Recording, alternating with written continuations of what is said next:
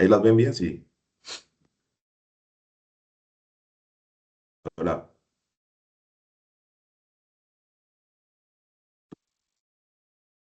Buenas noches, sí, Hola. doctor. Sí se observan las Sí. diapositivas. Ok, listo. Bueno, como ya me presentaron, mi nombre es Fabio Geo, yo soy residente de urgencias de la cooperativa.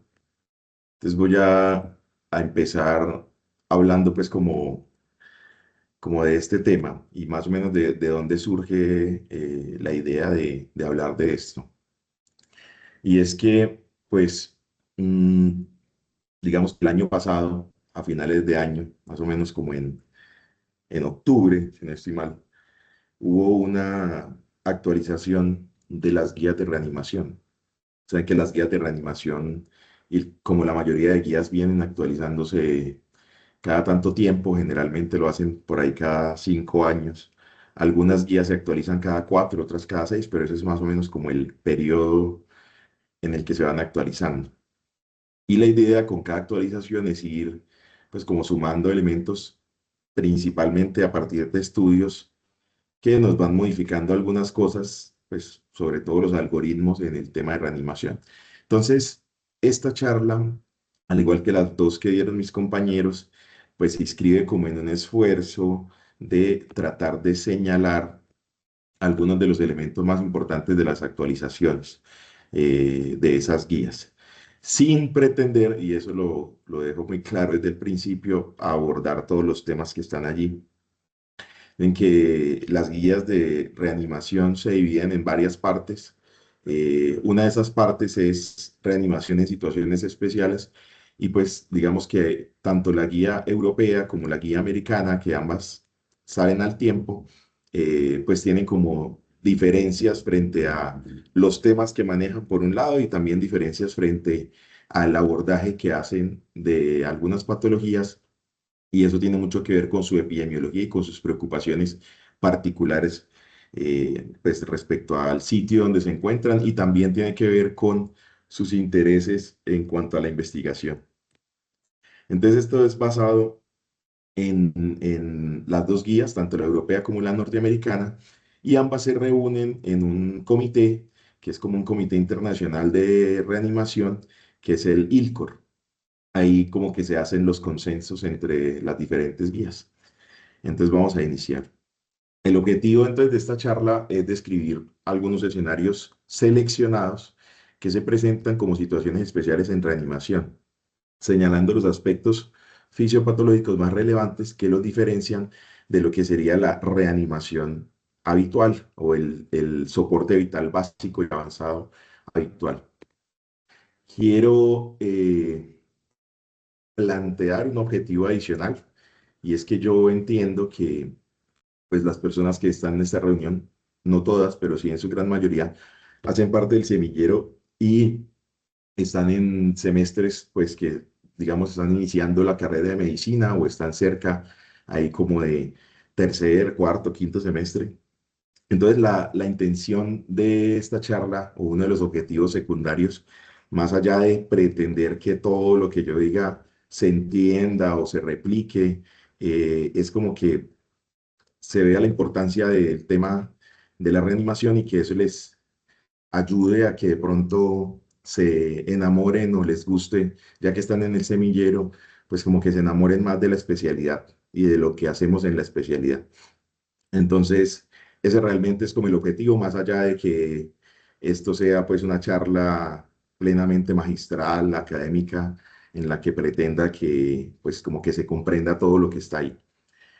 Entonces, en ese sentido, voy a poner una regla, y es que pues cualquiera en cualquier momento puede levantar la mano, puede hablar, puede preguntar lo que quiera, y pues vamos a tratar de responder.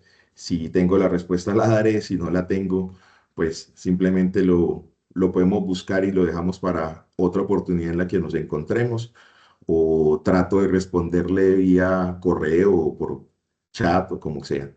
Pero la idea es que estén como en la libertad de preguntar lo que quieran y de intervenir pues cuando quieran. Listo.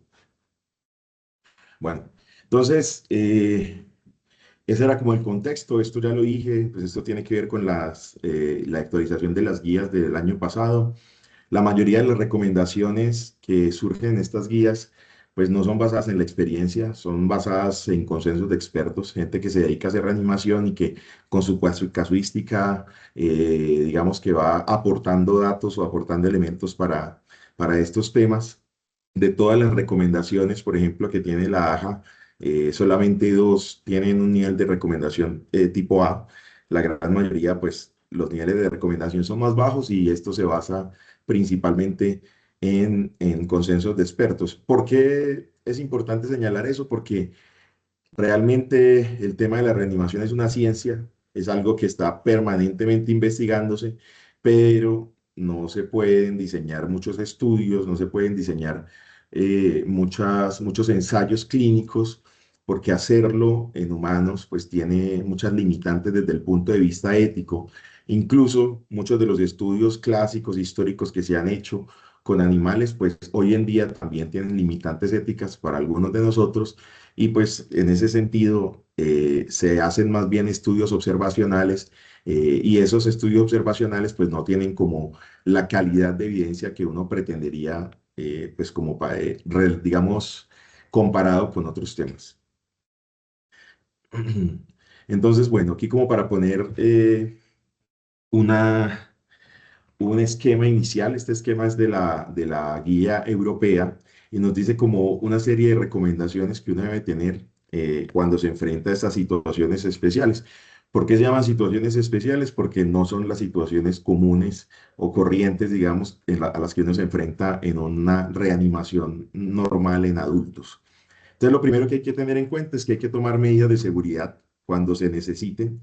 Hay entornos especiales, ya vamos a hablar de ello, y pues está primero siempre, como ustedes saben, es una regla que esté la seguridad de las personas que atienden, digamos, el personal de salud por encima de a quienes van a atender. Entonces hay que garantizar que la zona sea segura. Hay que seguir una aproximación basada en el ABCDE, tal y cual como nos señalan las pautas de la evaluación primaria.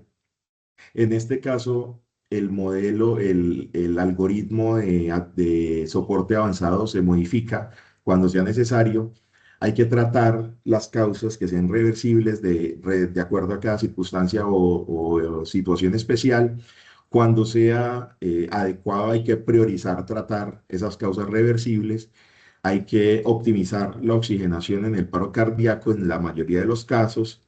Hay que minimizar, al igual que en el soporte avanzado, hay que minimizar el tiempo que se pasa entre compresión y compresión, o sea, el tiempo de no flujo. Hay que limitar al máximo ese tiempo. Hay que usar todos los recursos que se tengan disponibles y eso incluye llamadas a expertos, uso de tecnología, pues todo lo que uno tenga como a la mano. Aquí en el escenario de situaciones especiales entra con mucha fuerza la reanimación extracorpórea, ¿cierto? Lo que se conoce como ECMO. De eso vamos a hablar un poquito al final. Aquí tiene mucha fuerza. Hay que considerar, en muchos casos, trasladar a los pacientes para que reciban atención avanzada. Esas son como las pautas o las consideraciones iniciales cuando uno se enfrenta a estas situaciones. Y entonces, ¿a qué nos referimos cuando hablamos de situaciones especiales? Entonces, hay como, digamos, tres categorías diferentes. Una que tiene que ver con causas especiales, es decir, digamos, situaciones en las que yo tengo una causa reversible de una parada cardíaca y lo que tengo que hacer es identificar esa causa y tratar esa causa porque al tratarla probablemente voy a limitar el tiempo de parada cardíaca. Varias situaciones como ejemplo de eso, el trauma, las trombosis, la anafilaxia, entre otras. Además de causas especiales, hay entornos especiales. Los entornos especiales son escenarios únicos donde se presenta la parada cardíaca que en ocasiones pueden imponer limitaciones. Un ejemplo de un entorno especial es, por ejemplo, una reanimación en una montaña. Un paciente víctima de hipotermia, por ejemplo, una parada cardíaca porque, por hipotermia. Es una situación especial, pero también es un entorno especial. Ese sería un escenario muy limitado, pero hay escenarios donde hay más opciones. En vez de limitaciones hay oportunidades. Eso incluye, por ejemplo, un quirófano, donde si a mí un paciente me entra en paro en un quirófano, pues yo tengo ahí a la mano al menos a dos especialistas y rápidamente puedo llamar a más. Y dentro de esos uno, un experto en reanimación, que es el anestesiólogo. O una sala de cateterismo donde yo tengo paciente con el cardiólogo y algún otro subespecialista, y ese escenario, digamos, que ofrece ventajas adicionales. Y las poblaciones especiales son personas que tienen comorbilidades o que tienen una condición que las hace diferentes en el escenario de reanimación. Ejemplo, los ancianos, las personas obesas, las personas que tienen asma o que tienen EPOC, los pacientes que tienen dispositivos de asistencia ventricular, las embarazadas, ¿cierto? Entonces, digamos, ¿para qué esa categorización? Porque uno tiene que tener en cuenta estos escenarios, estas causas, estos entornos, estas poblaciones, para dirigir la reanimación, entendiendo la fisiología particular que tiene cada uno de estos escenarios. En últimas, también se consideran situaciones especiales, aunque entran en el algoritmo de una reanimación normal, lo que nosotros conocemos como las Hs y las Ts. En algunos espacios de la literatura ustedes verán que son cuatro, en otros van a ver que son cinco. Incluyen la hipoxia, la hipovolemia, la hipo o hipercalemia, la hipotermia, el taponamiento cardíaco, las trombosis, bien sea trombosis coronaria o trombosis pulmonar, los tóxicos y el neumotórax a tensión, ¿cierto? Entonces, esos son como los escenarios a los que nos enfrentamos.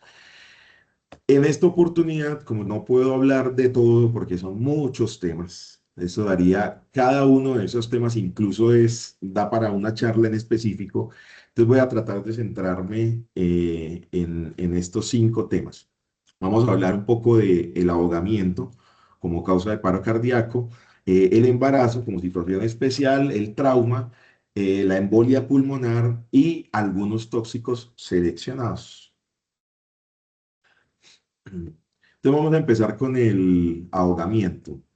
Entonces el ahogamiento se define como un proceso en el cual la persona sufre, digamos, la incapacidad para respirar por su cuenta, bien sea porque se sumerge, es decir, se mete todo el cuerpo en un líquido, o porque está inmerso en un líquido. La inmersión es que solamente se sumerge la cabeza y la vía respiratoria.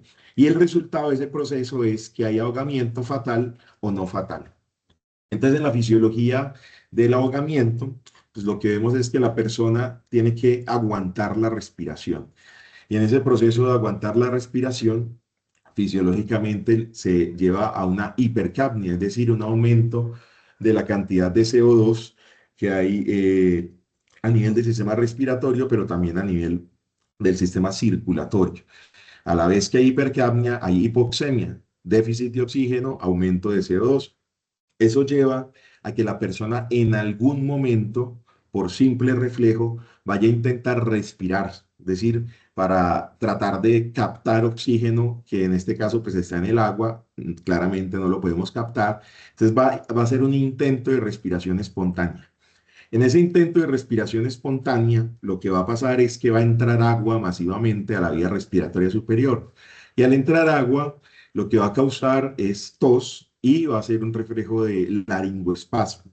Es decir, va a atacar las cuerdas vocales, la vía respiratoria superior. En ese momento, entonces, ese laringoespasmo activo va a llevar a que se llene de agua el tracto gastrointestinal. Ese aumento del volumen de agua en el tracto gastrointestinal va a causar vómito, puede causar broncoaspiración, y luego va a entrar en una fase en donde el laringoespasmo ya se vuelve inactivo, es decir, ya perdemos ese reflejo de contracción de la vía aérea superior. Entonces allí el agua va a pasar, además del tracto gastrointestinal, a la vía aérea. Y al pasar a la vía aérea, lo que va a causar es edema, atelectasias. Ese exceso de agua va a llevar a daño de las células alveolares, los neumocitos tipo 2 va a barrer el surfactante, eso va a generar una alteración de la ventilación y el flujo, que va a llevar finalmente a una hipoxia tisular, y esa hipoxia tisular va a llevar a un shunt o cortocircuito de derecha a izquierda, donde la sangre que está poco oxigenada, que llega del lado derecho del corazón a los pulmones, o sea, la circulación venosa, va a pasar al lado izquierdo, o sea, la circulación arterial sin ser oxigenada de forma efectiva. Entonces, eso finalmente, digamos, ese proceso que inició como una hipoxia, es lo que va a derivar en el paro cardíaco, esa ausencia de oxigenación efectiva de los tejidos. ¿A qué va a llevar esto? Va a llevar a un proceso de hipoxia cerebral progresiva, eh, en el que, pues, digamos que hay unos factores que son paradójicos. Podría ser que la persona esté sumergida en agua fría, y el agua fría puede funcionar como un factor protector para el cerebro. Miren que el frío funciona como un factor protector para el cerebro, y eso tiene mucho que ver también con el mecanismo de paro, por ejemplo, de una persona en hipotermia.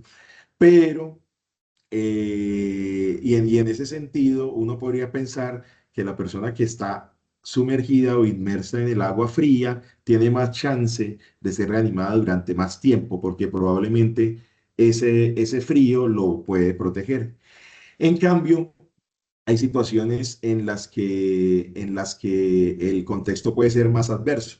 Ejemplo, si una persona se ahoga en el mar, si se ahoga en el agua salada, entonces el agua salada, además de todos estos mecanismos que estoy señalando que haría el agua normal, el hecho de contener sal y en esa cantidad en la que se concentra, va a generar una alteración osmótica permanente, va a desecar la vía respiratoria superior, pero va a causar más rápidamente edema pulmonar, hipovolemia, creación de tercer espacio, y probablemente va a ser más deleteria, más dañina que el agua dulce.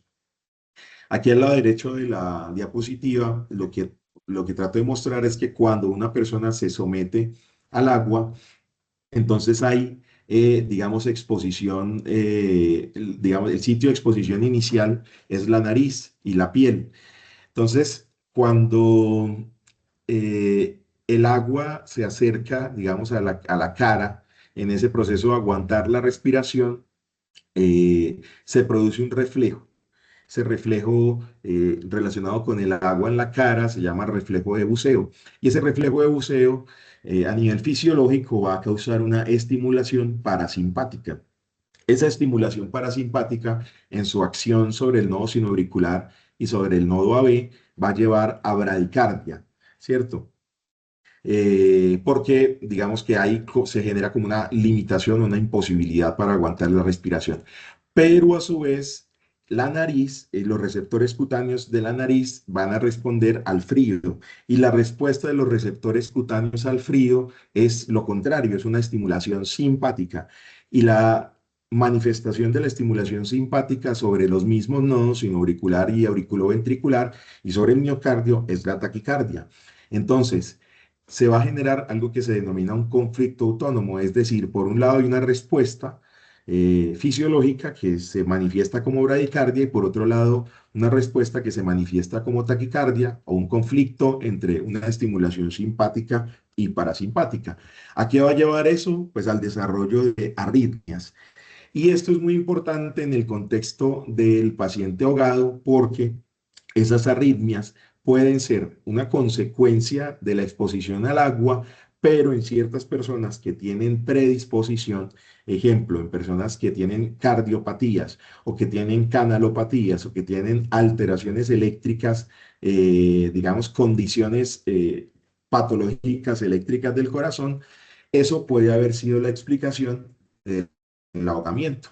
Una persona, por ejemplo, con un síndrome de cute largo, adquirido o congénito, puede estar nadando normalmente y ser el mejor nadador del mundo, y en algún momento desarrollar una arritmia maligna por este conflicto del sistema nervioso autónomo, y ahogarse por esa causa. Entonces es muy importante tener en cuenta esta razón, porque no solamente las personas que no saben nadar son las que se ahogan. Cualquier persona podría ahogarse, siempre y cuando y en muchas ocasiones exista, digamos, esa predisposición al desarrollo de arritmias y eso pudiera ser la causa del ahogamiento en sí. Pero bueno, listo. Pasando como este escenario, vamos al escenario un poco más práctico.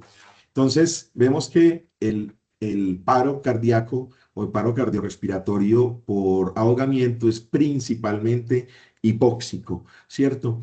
Va con una secuencia inicial que es de apnea, de ahí pasamos a la hipoxia, de la hipoxia paro respiratorio, del paro respiratorio pasamos a este conflicto autónomo con bradicardia, taquicardia o alteraciones de ese estilo, y finalmente vamos a llevar a una actividad eléctrica sin pulso o a asistolia.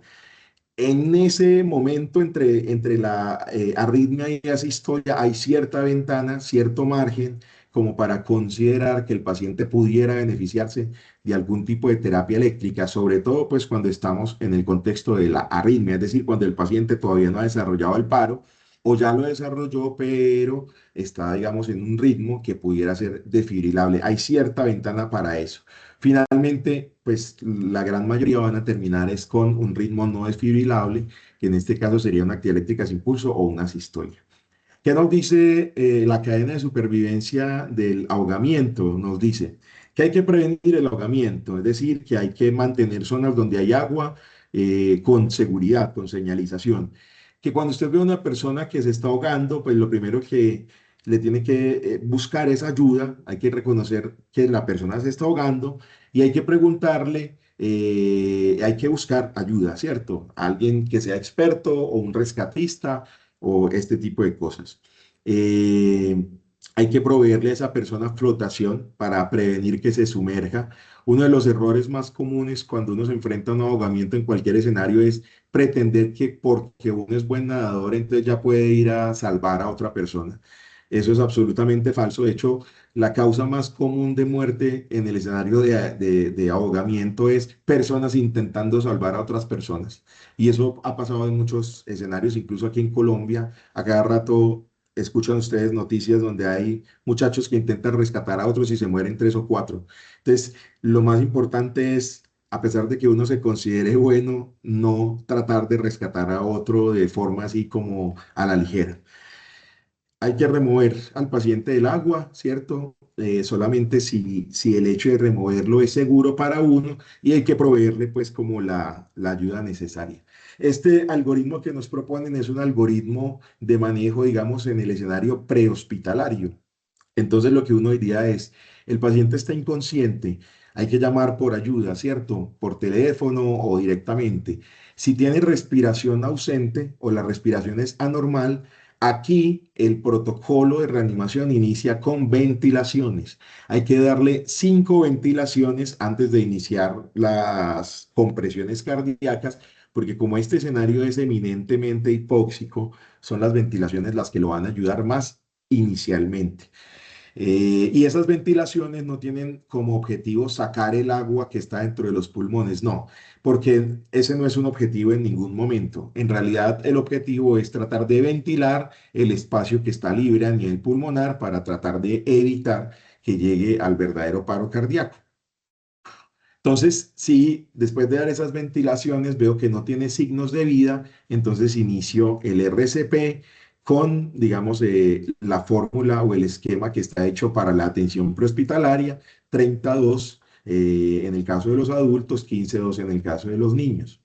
¿Cierto? Y si tengo disponible en el sitio un DEA, pues lo traigo tan pronto como sea posible, seco a la persona dentro de lo posible, aunque eso no es absolutamente indispensable, y sigo las instrucciones del DEA. Y posterior a eso, continúo, digamos, la reanimación normal hasta que llegue el servicio, digamos, la ambulancia o a quien yo haya llamado por ayuda. Muy importante, y lo repito, en este escenario no hay que perder tiempo tratando de sacarle el agua al paciente, haciendo maniobra de Heimlich o ese tipo de cosas. Eso no tiene, digamos, cabida en ningún escenario porque no está como recomendación en este caso. Hay un tema aquí muy importante y es, así el paciente haya entrado en la categoría de ahogamiento no fatal, es decir, así la persona se haya salvado de este escenario, es importante llevarlo siempre a un sitio de asistencia médica. ¿Por qué es importante llevarlo? Porque el agua en los pulmones no hace solamente deterioro inmediato, también hace deterioro tardío. Y puede que el paciente esté con signos vitales muy normales y puede que uno lo vea muy bien, pero es necesario de cualquier forma que sea visto por un médico y ojalá en el ámbito intrahospitalario. No había visto la mano, perdón, Emanuel. No hay problema, Doc. Hace unos pocos minutos lo levanté. Doc, mi duda es si de pronto hay un tiempo establecido, o, pues no establecido, pero de pronto el tiempo que nos comentabas que el paciente primero entra en un paro respiratorio, más o menos un tiempo que uno diga, bueno, debo de controlar vía aérea, tengo que manejarlo antes de que pueda evolucionar a un paro cardiorrespiratorio. Sí, digamos que estas recomendaciones tienen mucho que ver con, digamos, casi todos los escenarios estos de los que yo voy a hablar, que son los escenarios de situaciones especiales, tienen un punto crítico, un punto de inflexión y es tratar de captar al paciente antes de que desarrolle el paro. Entonces, este escenario es igual. O sea, obviamente no existe un tiempo establecido, pero lo ideal es tratar de que yo pueda, digamos, captar al paciente en el momento en el que solamente está con el paro respiratorio. ¿Sí? Es decir, el paciente está respirando mal, inicio yo mi algoritmo, inicio con las ventilaciones y eso lo hago como medida para tratar de evitar de que el paciente llegue al paro cardiorrespiratorio, a la parada cardíaca. Si ya estoy en el escenario en el que el paciente pues desarrolló la parada cardíaca, pues sigo, digamos, el algoritmo normal, pero no hay como un tiempo establecido como en minutos para decir que una persona entra en una situación o en otra. Eso es muy variable porque tiene que ver con la capacidad pulmonar, la capacidad vital que tiene cada quien. Hay personas que, no sé si han visto, pues en el contexto de la apnea, resisten muchos minutos y en muchos de esos minutos no han desarrollado ni siquiera una arritmia leve ni alguna alteración pues sistémica comparado con otras personas que no tienen entrenamiento y que fácilmente en 5 minutos ya pueden estar en una parada cardiorrespiratoria por ahogamiento. Entonces no hay como un tiempo específico. Listo, sigamos. Eh, Bueno, entonces, como ya les decía, el concepto central en el ahogamiento es que es un paro cardíaco principalmente hipóxico. Entonces, ¿cuáles son las recomendaciones específicas en este caso? La prioridad es la ventilación para adultos, para niños. El RCP en este caso comienza con las ventilaciones iniciales. Debe iniciarse antes de aplicar un DEA porque ya lo hemos dicho, la prioridad es la hipoxia, la prioridad no es ni siquiera el ritmo cardíaco o la circulación. En este caso, entonces, lo que sería el ABCD lo cambiamos. Aquí lo primero es la B, o la A y la B, pues en este caso, ¿cierto? Antes que la circulación. Los reanimadores entrenados deben iniciar RCP con respiraciones y compresiones. Si no están entrenados para dar respiraciones, en ese caso sí es razonable que hagan solamente compresiones. Y antes se decía que era importante que si un paciente se sacaba del agua, entonces había que inmovilizarlo, como se inmovilizan los pacientes en trauma, hacer la inmovilización espinal, pues digamos, posterior a la extracción. Hoy en día lo que se dice es que si no hay como signos claros de que el paciente haya tenido algún trauma en este sentido, que la gran mayoría de los que lo tienen son los que se lanzan de clavado al río o a la piscina y se golpean, y muchos de esos hacen lesiones cervicales altas. Si no hay como una evidencia de que haya habido algún trauma en este sentido, pues no es necesario absolutamente inmovilizarlo y eso no debería retrasar la extracción del paciente ni retrasar la reanimación en el caso de que se requiera.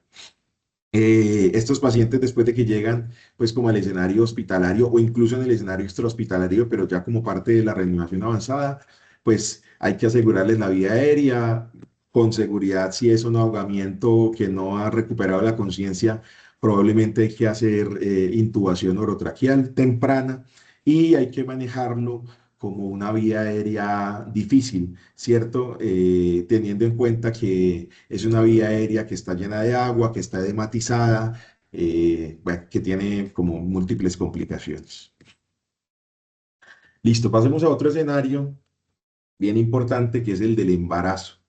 Entonces el embarazo es una condición, una situación especial en la que la reanimación cambia bastante.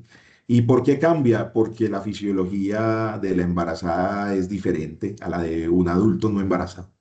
Entonces, la fisiología de la embarazada incluye algo que se denomina la compresión aortocava. Entonces, vemos que en la medida en la que va creciendo el útero, los órganos abdominales se van desplazando. En ese desplazamiento va aumentando la presión intraabdominal. Ese desplazamiento genera incluso limitación para el movimiento normal del diafragma, hace que el tórax se expanda menos de lo normal y en este caso, pues, digamos, va a tener mucha relevancia al comprimir unos vasos principales que tenemos a nivel abdominal, que es la aorta abdominal y la vena cava, ¿cierto? ¿Por qué es importante fisiológicamente esa compresión? Porque esa compresión es la que en muchos casos evita que en el escenario de la reanimación haya una perfusión sanguínea adecuada, pues que es lo que yo pretendo realmente con la reanimación, que me llegue sangre oxigenada a todas las partes del cuerpo. Cuando está comprimida por ese útero aumentado de tamaño y con su feto allí creciendo, pues eso me va a dificultar el proceso de la reanimación.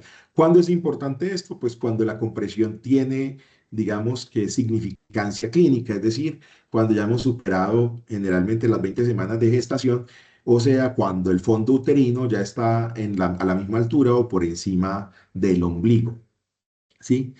Entonces, bueno, ya en un momentico vamos a hablar de cuál sería la intervención para atacar esa compresión aortocava, que sería el desplazamiento uterino lateral. En un momento se los voy a mostrar.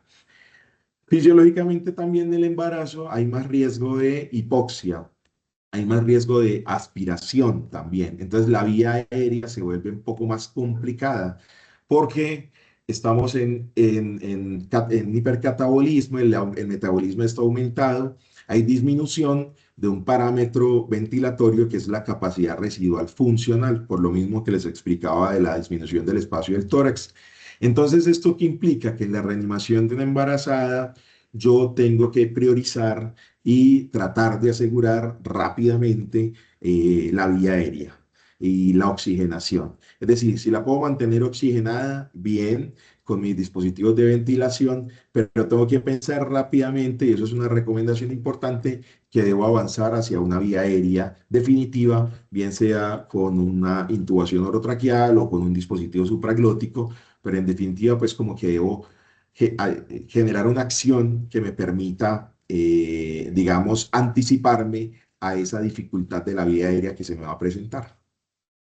¿Qué otra cosa pasa en el embarazo? La compresión aortocava compromete, pues como ya lo decía, por el compromiso de la perfusión o de la circulación, compromete la reanimación, disminuye el gasto cardíaco. Entonces, una de las medidas que se toma en el embarazo para tratar de mejorar esa reanimación y mejorar ese gasto cardíaco es la cesárea perimortem o también llamada cesárea resucitativa. Ya voy a mencionar un poco más sobre ella. Y finalmente, las causas de paro en el embarazo, a pesar de que pues comparte las mismas causas de paro que cualquiera, puede ser una parada cardíaca por una cardiopatía, pues también incluye otras causas que a su vez son situaciones especiales y que son específicas del embarazo. Ejemplo, una hemorragia me puede llevar a un shock hipovolémico y luego una parada cardíaca por hipovolemia severa, ¿cierto? Una embolia amniótica, que es un síndrome en el cual se produce como una reacción anafilactoide cuando los productos, digamos, del líquido amniótico que vienen del feto entran en contacto con la sangre de la madre. Entonces eso me lleva a una hipoxia severa, con hipotensión severa y a una coagulopatía severa. La embolia amniótica es una presentación clínica catastrófica, casi que se sospecha en el contexto de una paciente que está periparo cardíaco y empieza a sangrar por todos lados, sangra incluso en las venopunciones. Entonces es una cosa terrible, difícil de tratar. Ya vamos a ver qué hace uno en una embolia amniótica. Y pues también incluyen otras causas como todas las que les mencioné al principio de las H's y las T's. Entonces en las embarazadas hay que considerar que hay que tratar pues generalmente causas que son reversibles, ¿cierto? Listo. Antiguamente había también una recomendación que era que en el escenario del paro cardíaco en el embarazo se llevara como a una hipotermia terapéutica. Eso tenía alguna justificación fisiológica en el hecho de que si la embarazada estaba en momento de isquemia podía sufrir por la reperfusión, algo que se llama como la lesión cerebral por hipoperfusión, por isquemia reperfusión, pero hoy en día esa recomendación de la hipotermia terapéutica ya ha ido como reevaluándose y el estándar es que tratemos de llevarla a normotermia. Bueno, entonces estos es como los algoritmos que existen de manejo del paro cardíaco en el embarazo. Entonces al lado derecho, a mi derecha, pues tenemos el algoritmo de la AJA, que es el de los norteamericanos, y a la izquierda algunas recomendaciones que dan los europeos para cosas específicas en este caso. Entonces, empezamos mirando el algoritmo de la AJA. Lo que nos dicen es lo siguiente: inicie el soporte básico y su soporte avanzado. En la embarazada provea RCP de alta calidad, haga de forma continua, provea de forma continua el desplazamiento uterino lateral izquierdo. El desplazamiento tiene que ser hacia la izquierda porque así es que se disminuye esa compresión aortocava, ¿cierto?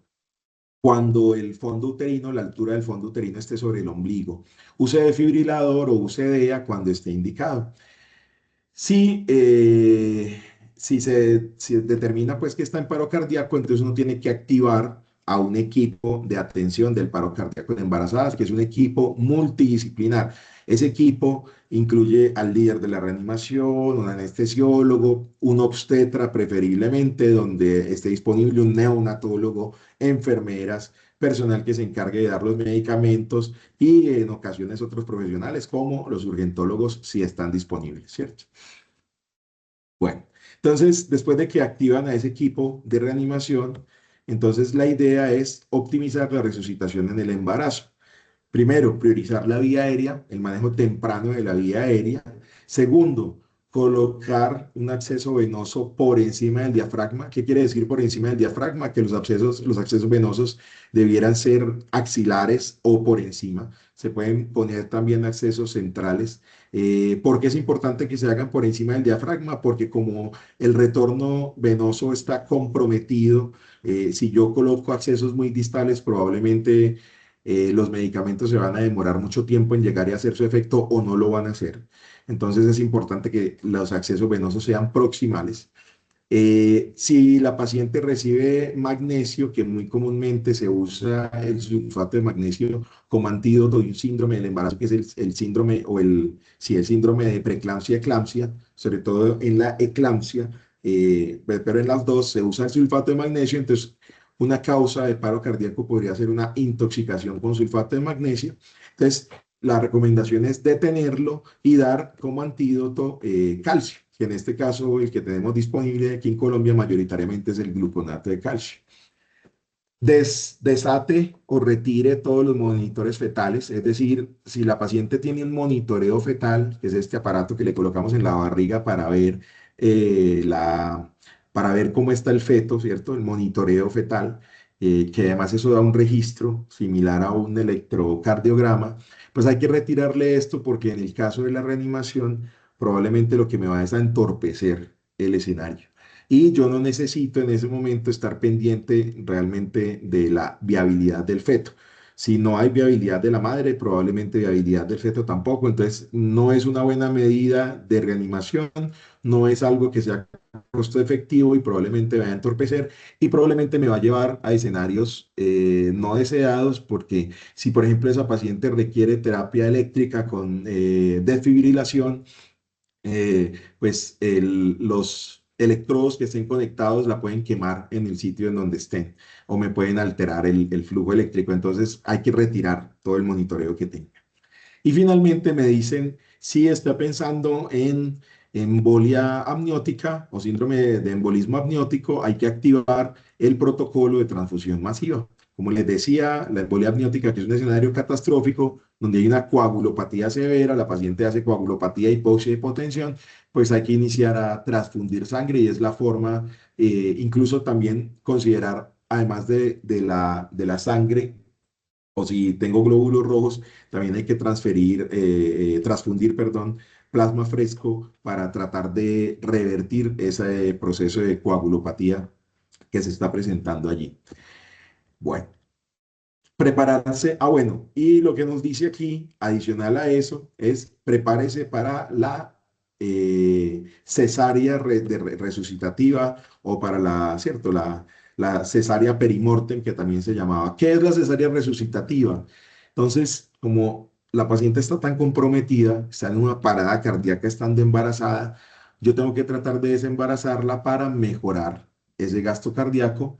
Le quito un tercio de la volemia que se está yendo hacia el feto y mejoro la circulación disminuyendo justamente esa compresión aortocava que genera el feto sobre el útero. Entonces se hace esa cesárea resucitativa. ¿Cómo se hacía antes? Se hacía a los 5 minutos de que la paciente estuviera en paro cardíaco, había que considerar hacer la cesárea resucitativa, principalmente por un obstetra, pero en caso de que no hubiera un obstetra, pues nosotros de cierto modo tendríamos que tomar la decisión y hacer, aunque sea la incisión principal, la incisión inicial, porque es una medida que puede ser salvadora, ¿cierto? Ya vamos a ver cuál es la recomendación actual sobre este proceso. Teniendo en cuenta que, como les decía, el objetivo no es salvar al feto. Si el feto se salva, es un resultado secundario, pero el objetivo principal es salvar a la embarazada. Entonces dice, el objetivo es que haya parto a los 5 minutos si no hay retorno a la circulación espontánea, ¿cierto? Se inician maniobras de resucitación del neonato usando el algoritmo neonatal, que eso no va al caso, y se continúa con la reanimación normal. ¿Qué nos dice la guía norteamericana? Nos dice que hay que buscar etiologías alternativas, digamos, a la parada cardíaca en el embarazo, usar complicaciones relacionadas con la anestesia, sobre todo con la anestesia que se recibe a nivel epidural cuando estamos en el escenario de la cercanía, digamos, al parto, ¿cierto? Al parto, bien sea por cesárea o al parto por vía vaginal. La segunda, el sangrado, buscar también causas cardiovasculares, buscar medicamentos, sospechar la embolia pulmonar, la embolia amniótica, fiebre, buscar en general todas las H's y las T's, incluyendo la embolia pulmonar, que es muy frecuente en el embarazo, y buscar alteraciones de la presión arterial como la preeclampsia. ¿Qué nos dice la guía europea? Nos dice que le pongamos también algún acento, digamos, a las mismas situaciones, pero además nos da como unas consideraciones adicionales a tener en cuenta. Entonces, nos dice, busque las H's, busque las T y nos pone también unas P. Entonces los europeos hablan de las 4H, las 4T y las 4P. Dentro de las 4P, entonces nos dicen, busque preeclampsia, eclampsia, ¿cierto? Siga las líneas, considere el edema pulmonar, considere la sobredosis de magnesio, que esa puede ser una causa de paro cardíaco. Considere en segunda instancia la sepsis puerperal, es decir, las infecciones, ¿cierto? Tome cultivos, trate con antibiótico de amplio espectro, considere pues que puede haber productos fetales retenidos por amnionitis, endometritis o infecciones del sitio operatorio en el caso de las cesáreas. En tercera instancia nos dice, considere alteraciones relacionadas con el útero y la placenta. Entonces, una abruptio placentae, que es una condición en la que antes del parto o durante el parto se sale una porción, digamos, no esperada de la placenta. Eso puede causar un sangrado importante. Placenta previa, placenta que ya todas son alteraciones del desarrollo de la placenta durante el embarazo.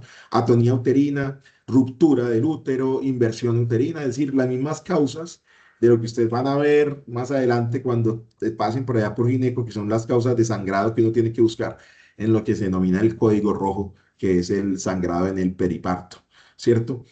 Y considere también la embolia amniótica. que era lo que ya les he mencionado. Y finalmente, considero una condición que es la cardiomiopatía periparto, que es una condición en la que pues, se causa como una falla cardíaca relacionada con el embarazo y que puede llegar a ser tan grave como llegar a generar también paro cardíaco y que puede requerir pues, manejo por expertos en cardiología. Entonces, esta es una imagen de cómo se realiza el desplazamiento uterino lateral.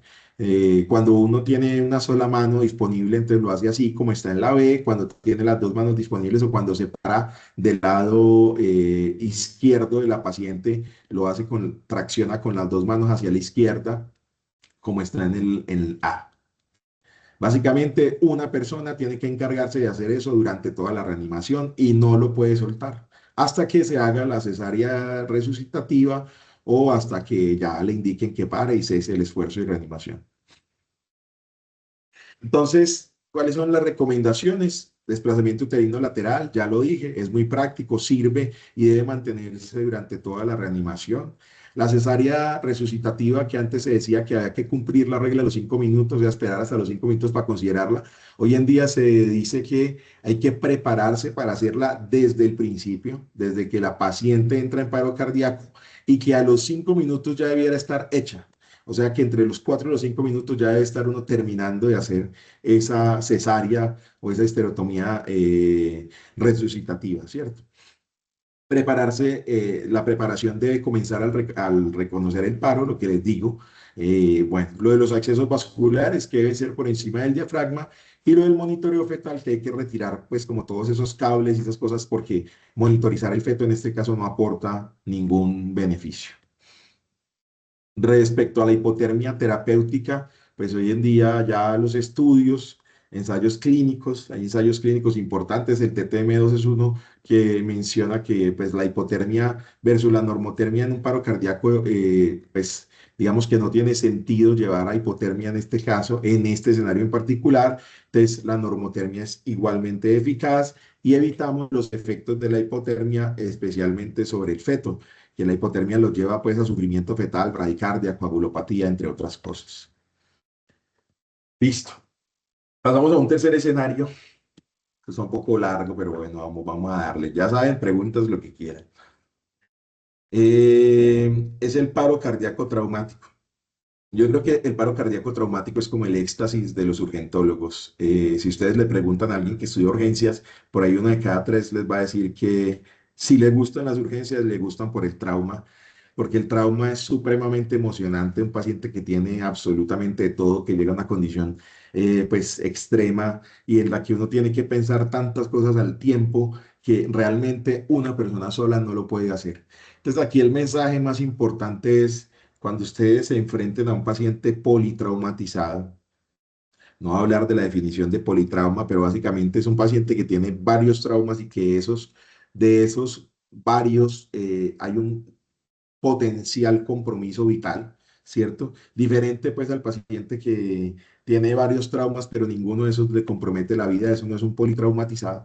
Generalmente estos politraumatizados son por accidentes de alta energía, por caídas de gran altura, por lesiones pues muy significativas. Entonces cuando uno le llega a un paciente politraumatizado, el mensaje principal es, esto no lo atiende una persona. Es imposible que usted solo atienda un politrauma. Usted siempre necesita un equipo de gente que lo atienda. Y ese es el mensaje más importante en realidad, porque hay que tratar de hacer tantas cosas al tiempo que una sola persona o dos o incluso tres es imposible que hagan todo lo que hay que hacer en este caso para tratar de salvar a este paciente. Entonces, el paro cardíaco traumático, como su nombre le indica, es la persona que entra en paro cardíaco, en parada cardíaca, por un politrauma, por un trauma, digamos, importante. Y ya les voy a decir, pues en realidad puede hacerlo por muchas causas, ¿cierto? La principal causa por la cual entra en paro cardíaco es por hipovolemia, es por hemorragia masiva, hasta en un 48%, pero también lo puede hacer porque tiene un neumotórax a tensión, ¿cierto? Una causa obstructiva hasta en un 13%, o lo puede hacer por asfixia porque tiene una lesión de la vía respiratoria que está prometiendo hasta en 13%, o también por otra causa obstructiva que es el taponamiento cardíaco hasta en un 10%. Esas son como las causas principales, ¿cierto? Los ritmos de paro en un paciente con trauma van a ser mayoritariamente no desfibrilables. Miren el porcentaje. Actividad eléctrica sin pulso 66% y asistolia 30%. Entre los dos suman casi el 95-96% de todos los ritmos. Menos del 6-5% va a ser ritmos desfibrilables, principalmente fibrilación ventricular. Entonces, la mayoría de los casos en estos pacientes, pues la terapia eléctrica no les va a servir.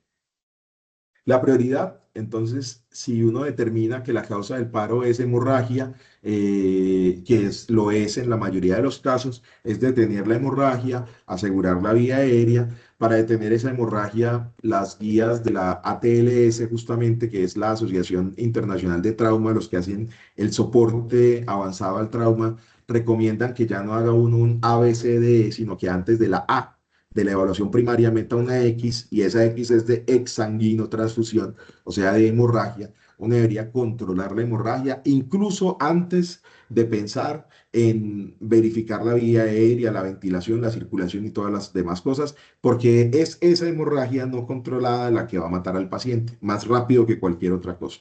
Entonces hay que controlar la hemorragia externa cuando se pueda con torniquetes. Eso necesita una técnica. Los torniquetes, pues existen los comerciales, existe también lo artesanal, pero eso necesita un entrenamiento y una técnica en particular. Y pues hacer presión en los sitios que sean compresibles, ¿cierto? En el caso del neumotórax, pues descomprimir el neumotórax. En el caso del taponamiento cardíaco, también liberar el taponamiento y hacer reposición agresiva de volumen, teniendo en cuenta que ese volumen no puede ser solo líquido. Si el paciente está perdiendo sangre, pues también hay que ponerle sangre. Entonces aquí una gráfica que trata de explicar, voy a tratar de hacerla muy sencilla, todo lo que puede pasar en un paro. Entonces, en el diagramita, en el cuadrado de la izquierda, en la parte de abajo, lo que ustedes ven es que una persona con un trauma puede tener todos los tipos de choque al tiempo o no al tiempo, puede tener cualquiera, pero puede tener cualquier tipo de choque. Entonces puede tener un choque obstructivo porque, por ejemplo, está haciendo un neumotórax a tensión o está haciendo menos frecuente una embolia pulmonar masiva o está haciendo un taponamiento cardíaco, ¿cierto? Pero también puede tener un choque cardiogénico porque tiene una contusión cardíaca, porque producto de la contusión está haciendo una isquemia, está haciendo una arritmia. También puede tener un choque cardiogénico porque hizo una lesión cerebral traumática, también conocida por nosotros como TEC, o puede estar haciendo un choque distributivo porque tiene una lesión a nivel medular alta, a nivel cervical, por ejemplo, y eso lo lleva a choque neurogénico. Choque neurogénico es una disociación o una alteración, una fluctuación casi permanente entre la presión y la frecuencia cardíaca. Eh, con, digamos, paciente que está haciendo hipotensión, pero también hace bradicardia porque la frecuencia cardíaca no se compensa porque hay una alteración del sistema nervioso autónomo. También puede estar haciendo una anafilaxia, también puede estar haciendo, bueno, digamos, esas son otras causas. Y por la hemorragia puede estar haciendo un choque hipovolémico y ese es el más común y es el que hay que pensar mayoritariamente. Pero ¿a qué voy con esta imagen? A que piensen que una persona con trauma, en este contexto del politrauma, puede desarrollar prácticamente cualquier tipo de choque o puede desarrollar varios al tiempo, ¿cierto? Y la imagen de arriba es para mostrar lo siguiente, y es que en el escenario del paciente politraumatizado, el momento más crítico es cuando todavía no está en paro. Es cuando más chance tenemos de salvarlo, ¿cierto? ¿Y cómo sé yo que esa persona todavía no está en paro? Y ahí viene una cosa que es muy difícil. Y es que inicialmente la respuesta al choque, cuando el choque es hipovolémico, es decir, yo estoy perdiendo volumen porque estoy perdiendo sangre por una hemorragia, bien sea externa o bien sea interna, la primera respuesta que va a hacer el cuerpo en términos fisiológicos para tratar de compensar esa pérdida de volumen es aumentar el gasto cardíaco a punta de aumentar la frecuencia cardíaca. Entonces yo voy a tener un escenario inicial de choque en el que la persona está solamente haciendo taquicardia. Y si ustedes ven a una persona en politrauma y está haciendo taquicardia, eso ya implica un grado de choque. No quiere decir que la persona, por el solo hecho de tener taquicardia, esté estable. No, eso ya implica cierto grado de inestabilidad. Es la respuesta fisiológica inicial. Después de la taquicardia, entonces va a llegar al escenario de la hipotensión. Normalmente las personas jóvenes sostienen la presión durante un buen tiempo, 30 minutos, una hora, dependiendo de qué tan fuerte sea el sangrado, si se trata de un vaso grande o no, sostienen la presión, pero luego de un tiempo ya no es capaz de compensar, esa presión empieza a caer. Entonces hay hipotensión y taquicardia, que es el escenario característico del choque que ustedes van a ver pues mucho tiempo después. Aparecen ahí entonces unos signos que se llaman los 8 odiados de la hipoperfusión o sí, de la poca llegada de oxígeno hacia los tejidos. Y esos son la disnea, hay un volumen expiratorio forzado de CO2, perdón, un CO2 al final de la expiración bajo, la piel está sudorosa, fría, hay palidez, las venas están colapsadas porque no tienen volumen, hay pulso que es anormal, ojo con ese pulso anormal, hay hipotensión y puede llegar a haber alteración del estado mental. Después de que estamos en ese escenario de la hipotensión y la taquicardia, entonces ya la persona entra en una hipotensión más profunda y la frecuencia cardíaca puede ser variable, puede estar normal, puede estar alta o puede estar baja, ¿cierto? Entonces ese escenario es un poco más peligroso. Ahí entramos en un concepto que es el de baja perfusión, bajo flujo de perfusión o low flow, ¿cierto? Donde usted puede intentar palpar los pulsos periféricos de ese paciente, pero probablemente no los va a sentir de forma adecuada. Entonces, ahí es donde viene la confusión. ¿Será que sí? Porque el hecho de que el paciente, yo no le pueda palpar el pulso periférico, ya está en paro cardíaco.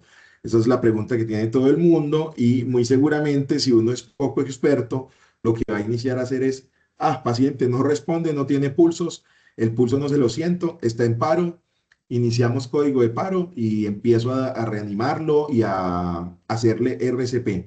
Gran error, porque el paciente politraumatizado, si está perdiendo sangre por algún sitio y yo le inicio a hacer RCP, lo que voy a es a acelerar la exsanguinación. O sea, al momento de yo aumentar la contractilidad cardíaca, voy a hacer que esa sangre salga más rápido por el sitio que sea donde esté sangrando. Entonces es un error en ese escenario si yo no les palpo el pulso, decir que ese paciente ya está en paro. No, hay que llenarse de motivos para ver si definitivamente sí está en paro o no. Y esa es la parte difícil.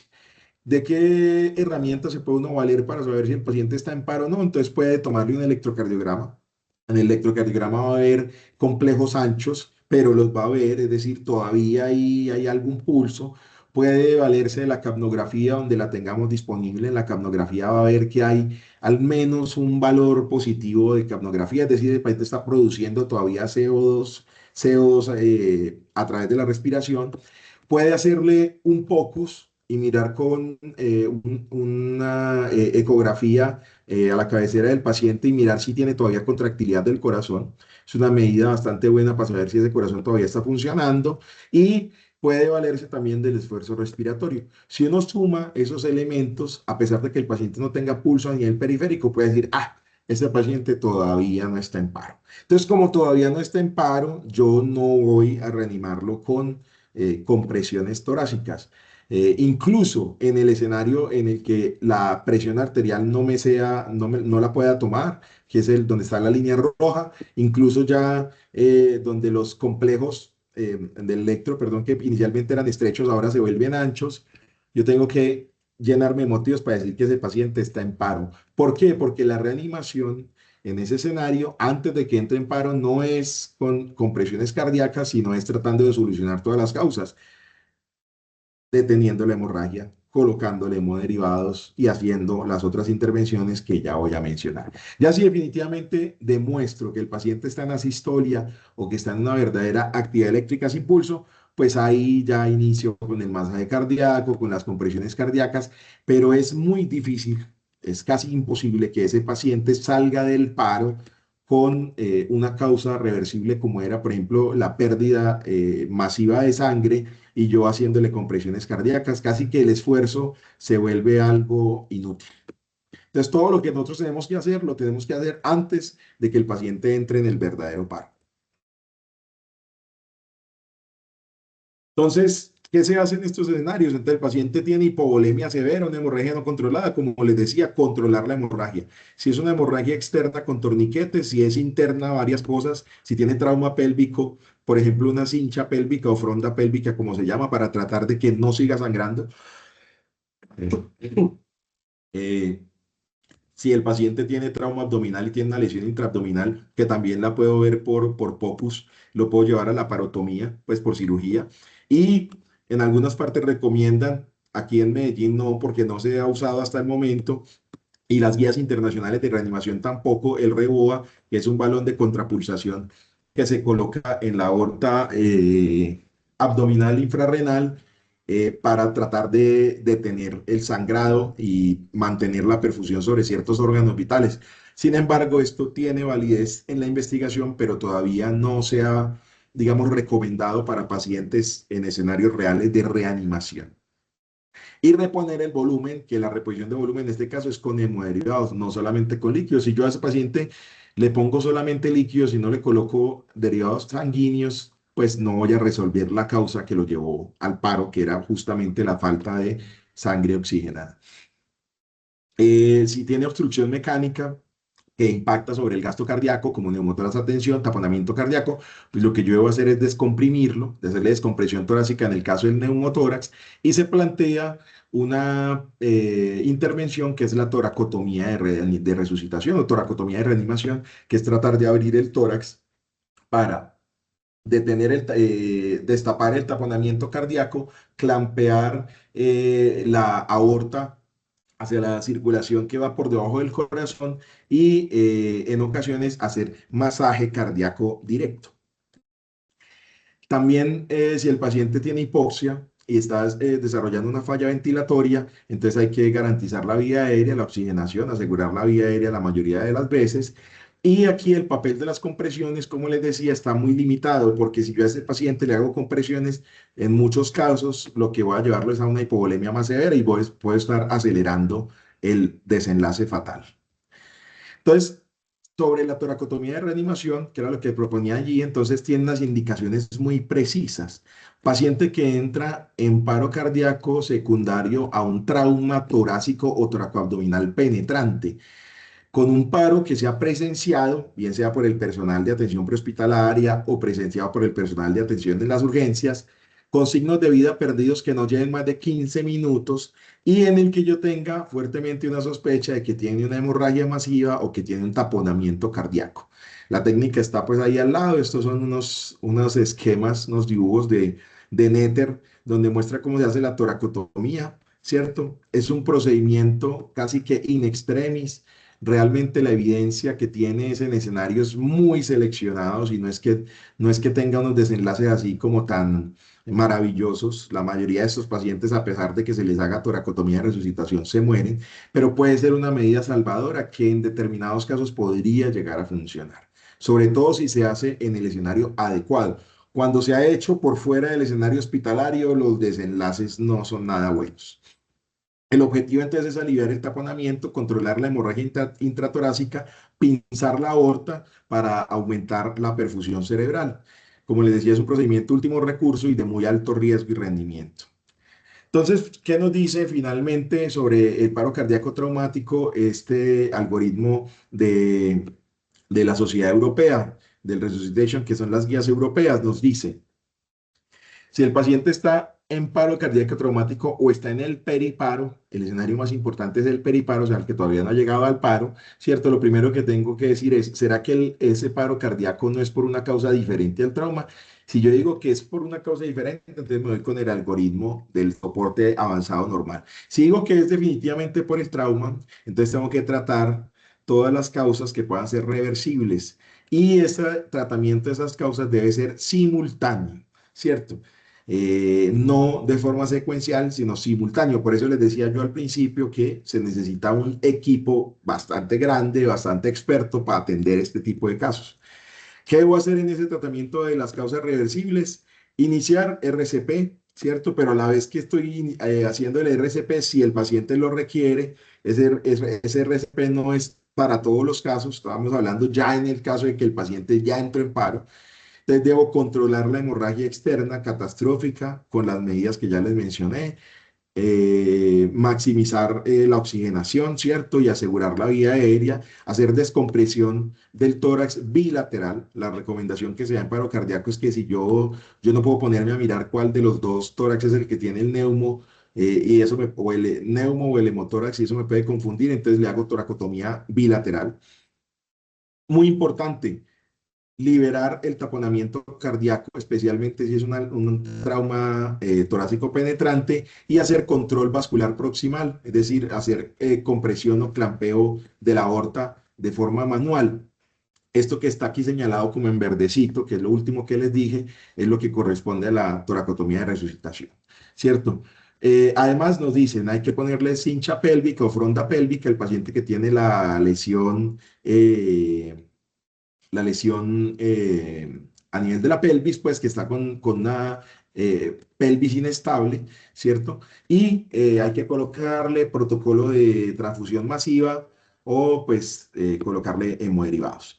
¿Qué nos dice entonces?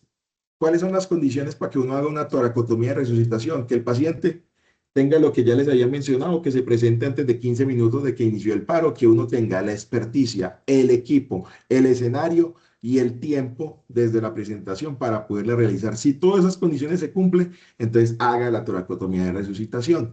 Si usted le hace la toracotomía de resucitación y retorna a la circulación espontánea, entonces lo debe llevar al hospital en caso de que esté por fuera. Si ya está dentro del hospital, ingresa a cirugía con unos procedimientos que se llaman cirugía de control de daños, que es tratar de solucionar todas las cosas que pueden matar al paciente y diferir o dejar para después otras cirugías que no van a matar al paciente.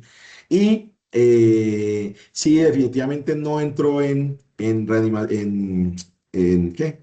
No retornó a la circulación espontánea, entonces ya uno puede considerar terminar la reanimación en ese punto. Entonces, como ven, pues esta es como una propuesta bien interesante, bastante difícil de llevar a cabo y por eso es necesario que sea hecha por personas que tienen experiencia, digamos, en trauma. En conclusión de las recomendaciones, nos dicen el paro cardíaco traumático, las intervenciones se realizan en paralelo para tratar rápidamente las causas reversibles. Los europeos nos proponen este algoritmo, digamos, revisado, en el que integra procedimientos invasivos y nos habla del papel de la toracotomía resucitativa. El REBOA se desaconseja fuera de la investigación, fuera de los ensayos clínicos, no está indicado en el paro cardíaco.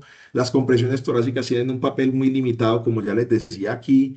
El POCUS en este escenario puede ser muy importante porque nos puede ayudar a identificar causas que sean reversibles y que se puedan tratar rápidamente, y se sugiere finalizar la reanimación cuando después de 20 minutos, tras haber tratado de forma sistemática todas esas causas reversibles, el paciente no vuelve a actividad cardíaca o hay actividad eléctrica sin pulso después de 20 minutos, ya terminar la reanimación.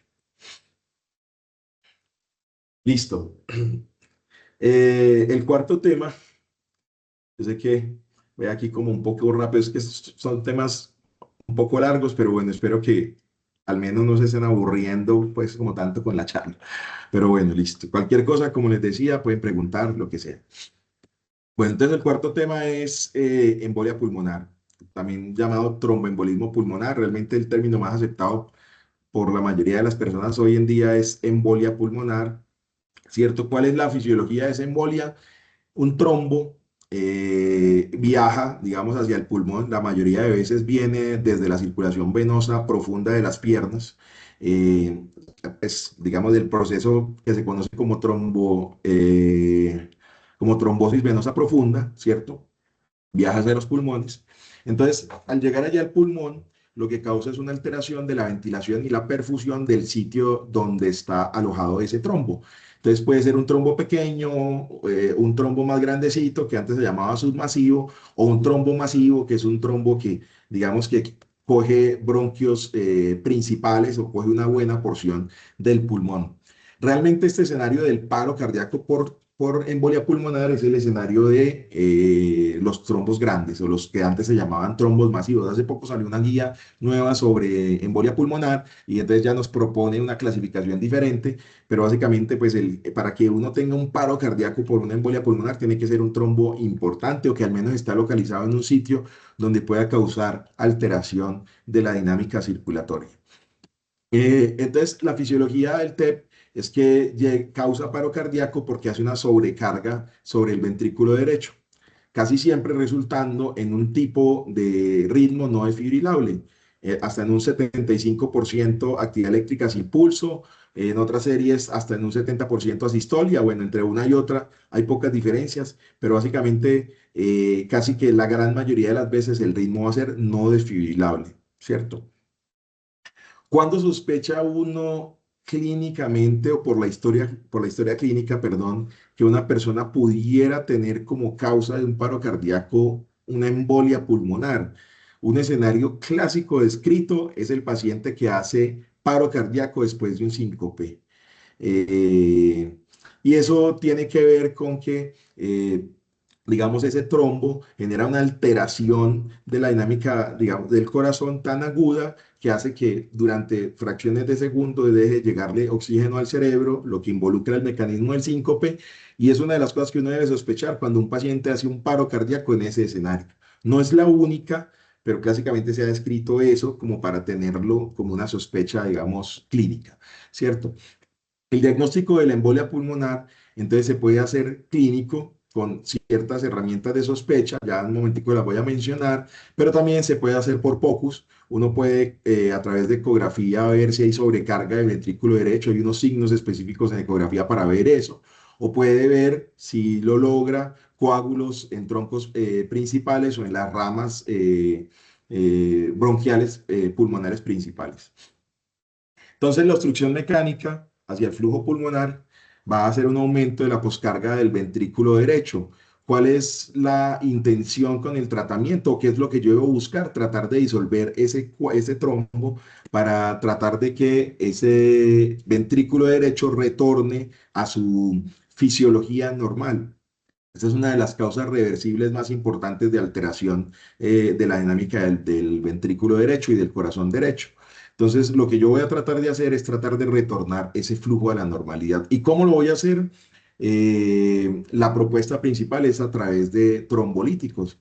Son agentes que se inyectan por vía venosa y que lo que tratan de hacer es ir al sitio donde está ese trombo y disolverlo, ¿cierto? La trombólisis es un procedimiento que se usa en diferentes tipos de trombosis, tanto en infarto cerebral isquémico como en infarto del miocardio también de tipo isquémico, como en este caso en infarto pulmonar de tipo embólico. Entonces, me va a llevar a ese proceso, una falla aguda del ventrículo derecho, afectando principalmente la poscarga, y esa afectación, esa falla cardíaca aguda del ventrículo derecho es la justificación para yo considerar que en estos pacientes, después de la reanimación, algunos pueden ser candidatos a terapia de circulación, de soporte vital o de circulación extracorpórea, como el ECMO, ¿cierto? En caso de que el RCP finalmente termine fallando. El bajo gasto cardíaco, que se presenta en este caso como una actividad eléctrica sin pulso, me va a permitir que durante un buen tiempo yo considere que esta sea una de las causas a reanimar por más tiempo. Es decir, cuando se enfrenta a un paciente que tiene una embolia pulmonar como causa de parada cardíaca, yo puedo considerar una reanimación prolongada de entre 60 y hasta 90 minutos, mucho más larga de lo que haría una reanimación en un paciente con una condición distinta. ¿Y esto por qué? Porque la mayoría del tiempo se va a sostener con bajo cardíaco, pero con actividad, digamos, que se pueda demostrar, por un lado. Y por otro lado, porque yo tengo que darle chance al agente trombolítico que le he puesto para que haga su función, tratando de destrozar o de destruir ese trombo que está instalado allí a nivel pulmonar, y ese tiempo, el de chance que yo le doy, pues tiene que ser aproximadamente media hora o incluso a veces un poco más. Entonces, por eso la reanimación se puede prolongar en este caso. Bueno. Entonces, ¿qué nos dice la guía europea? Nos dice, hay algunas condiciones donde usted puede sospechar fácilmente que el paciente, más fácilmente que el paciente, la causa de su paro cardíaco puede ser una embolia pulmonar, y es si el sexo es femenino, si tiene baja edad, es decir, si es una persona joven, si el paro cardíaco fue presenciado, ¿cierto? Si el primer ritmo que se mostró cuando usted le puso las palas o cuando usted le puso los electrodos o cuando usted lo monitorizó de alguna forma fue una actividad eléctrica sin pulso, ese es un punto a favor para pensar en embolia pulmonar como primera causa de paro cardíaco, ¿cierto? Si al momento de usted reanimarlo y tiene acceso a la capnografía, demuestra que esa capnografía, ese volumen expirado de CO2 es bajo, a pesar de que la reanimación con las compresiones torácicas es de buena calidad. Si ese volumen de CO2 no sube, eso quiere decir que hay algo que está limitando la salida del CO2 desde la vía respiratoria.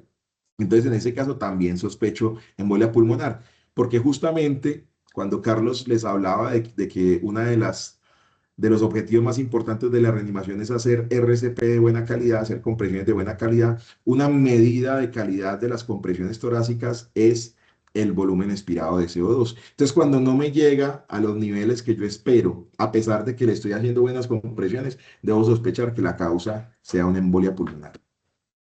Y si encuentro pues que hay alteraciones de la dinámica del ventrículo derecho, dilatación del corazón derecho, con pobre llenado o con pobre, sí, con pobre llenado sobre el ventrículo, sobre el corazón izquierdo, si encuentro el signo de la D por ecografía, ¿cierto? O si encuentro definitivamente que tiene un trombo intracardíaco, un trombo sí, intracardíaco principalmente, pues eso ya me debe hacer pensar que la causa era una embolia pulmonar. Esta guía por primera vez se atreve a proponer una dosis de trombolítico para este escenario, que es el escenario del paciente con paro cardíaco por embolia. Y nos dice que podemos usar como trombolítico el alteplase. Este es un medicamento que ya se viene usando en infarto cerebral, que ya se viene usando en infarto del miocardio, eh, digamos que ya es bastante conocido. Entonces la idea es usar bolos de 50 miligramos intravenosos y a la media hora, de acuerdo a la respuesta, si no hay respuesta, uno podría considerar una dosis adicional de otros 50 miligramos. O puede hacer un cálculo que no sea por dosis fija, sino que lo hace por miligramos por kilogramo, de 0,6 a 1 miligramo por kilogramo, con un máximo de dosis finalmente de 100 miligramos por aplicación total. Entonces, como ya les decía, una de las herramientas de diagnóstico más importantes es que el CO2 expirado sea muy bajo, menor a 1,7 kilopascales por 13 milímetros de mercurio durante un RCP de alta calidad. Eso sugiere TEP, ¿cierto? Y la fibrinolisis se puede aplicar siempre y cuando el TEP sea una causa sospechada o confirmada del paro cardíaco. La duración, si se administra fibrinolítico, en este caso anteplaza, la RCP puede continuarse hasta por 90 minutos, ¿cierto? Dándole chance de actuar al trombolítico. Estos pacientes son buenos candidatos y es razonable considerar el ECMO venoarterial, la terapia extracorpórea, ¿sí? Porque eso puede soportar el corazón y el pulmón, principalmente el pulmón, mientras se logra revertir ese proceso de la embolia, ¿cierto? Y como alternativas, incluso en el escenario post-paro, es decir, cuando ya el paciente lo he sacado del paro, se puede considerar la embolectomía quirúrgica o la trombectomía mecánica, es decir, tratar de retirar manualmente o mecánicamente ese trombo que está causando.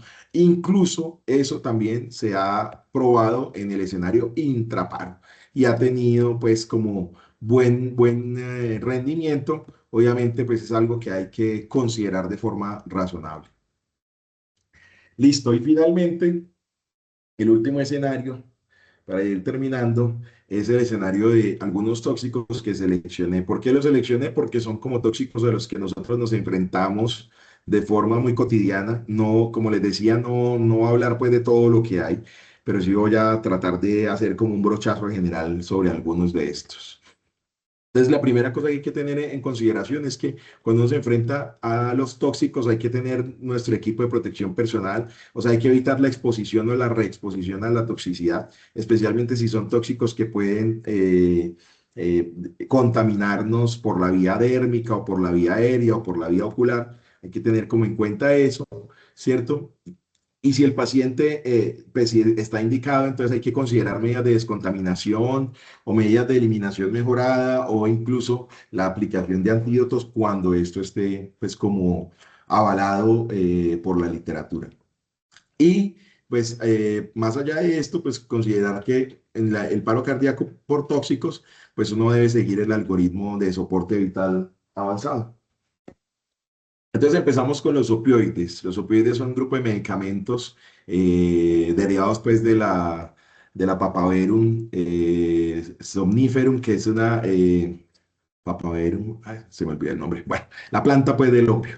Los derivados del opio, que son los que los usamos en medicina, el prototipo de estos medicamentos es la morfina, pero también hacen parte de él muchos otros, el tramadol, la hidromorfona, la oxicodona, entre muchos otros. En Estados Unidos hay una epidemia de toxicidad, de consumo masivo de opioides y de intoxicación por opioides. Entonces ellos, allá, por ejemplo, los de atención prehospitalaria en las calles llevan generalmente el antídoto porque si encuentran pacientes tirados en la calle, sin historial de trauma, donde no les ven claramente, digamos, algún signo de que sea algo traumático, consideran dentro de las primeras opciones que tenga una intoxicación por opioides, por ese consumo masivo. Y muchas veces le aplican el antídoto en ese escenario extrahospitalario. Entonces, ¿cuál es la clínica que da esta intoxicación por opioides? Genera depresión respiratoria, eso es lo principal, es el efecto más importante. De hecho, causan paro respiratorio mucho más de lo que causan paro cardíaco, pero finalmente el paro respiratorio puede llevar a paro cardíaco, ¿cierto? Causan miosis, entonces las pupilas están supremamente pequeñas, ¿sí? Una miosis puntiforme y causan alteración del estado de conciencia. El manejo de esta intoxicación es con soporte ventilatorio, es lo principal. El RCP tiene algún papel, el antídoto, que es la naloxona, que es otro opioide, pero es un opioide que compite contra el mecanismo de los primeros, tratando de retirarlos de sus receptores para evitar la toxicidad, ¿cierto?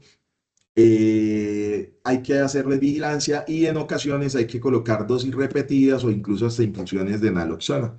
La dosis que nos recomiendan es de 0,2 a 2 miligramos por cualquier vía, vía oral, vía venosa, vía muscular, cuando se tiene la presentación parenteral o también por vía intranasal, que es una presentación que hay en Estados Unidos que se llama Narcan de 2 a 4 miligramos. Y esto se puede repetir cada 2 a 3 minutos hasta que encontremos el efecto deseado. ¿Cuál es el efecto deseado?